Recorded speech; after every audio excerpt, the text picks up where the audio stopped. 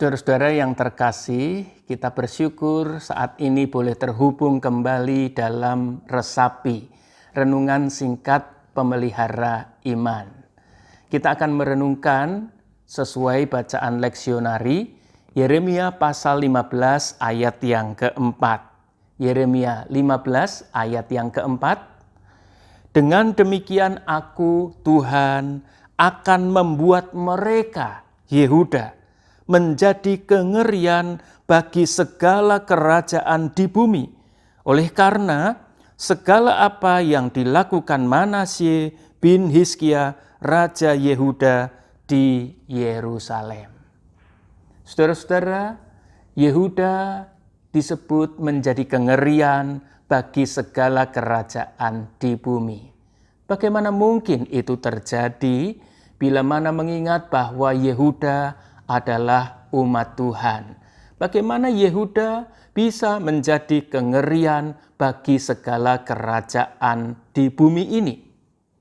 Saudara-saudara, dalam konteks bacaan kita, dalam kitab Yeremia khususnya, Allah itu sampai digambarkan seperti Allah yang kehabisan kesabaran, yang kehabisan belas kasihan, yang hatinya bahkan digambarkan seolah sudah membeku.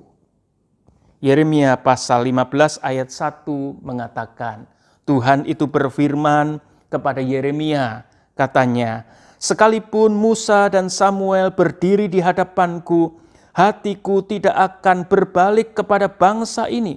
Usirlah mereka dari hadapanku, biarlah mereka pergi.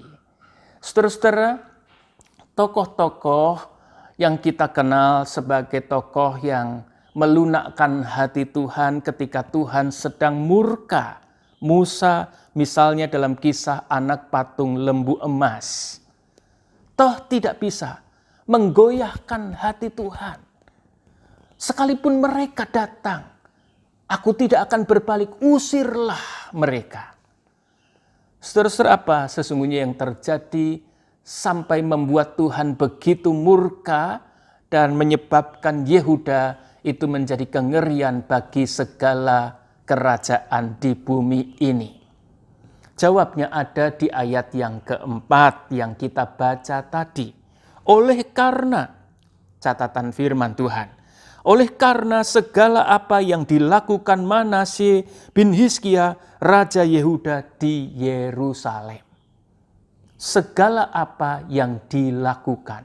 Apa yang dilakukan oleh Manasye, Raja Yehuda? Sedikitnya kita bisa menemukan 3 hal. Yang pertama, ia adalah raja yang menghina dan memberontak Tuhan. Yang kedua, ia adalah raja yang membuat patung-patung berhala sekaligus mezbah untuk menyembah patung berhala. Yang ketiga, ia menaruh patung-patung berhala itu di bait suci.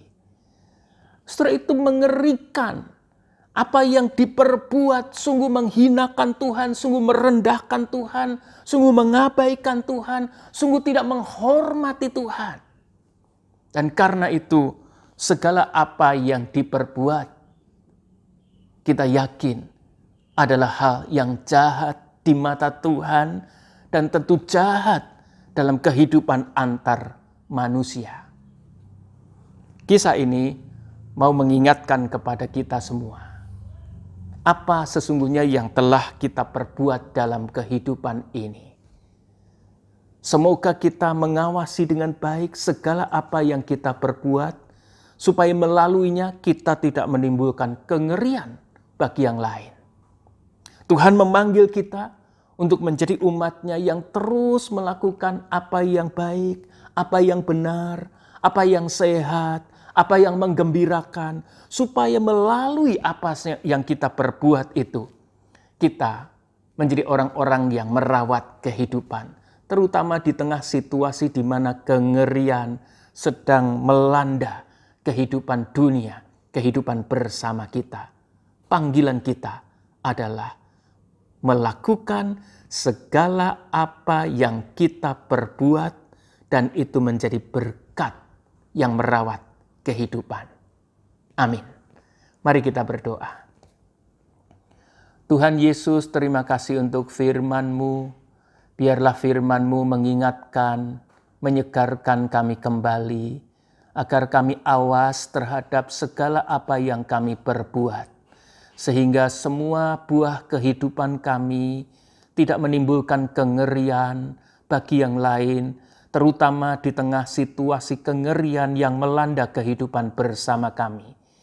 Tuhan menolong kami agar melalui apa yang kami perbuat, kami dapat menghadirkan apa yang baik, apa yang benar, apa yang sehat, apa yang menggembirakan, apa yang memberi pengharapan, yang merawat kehidupan yang Tuhan rancang dalam damai sejahtera.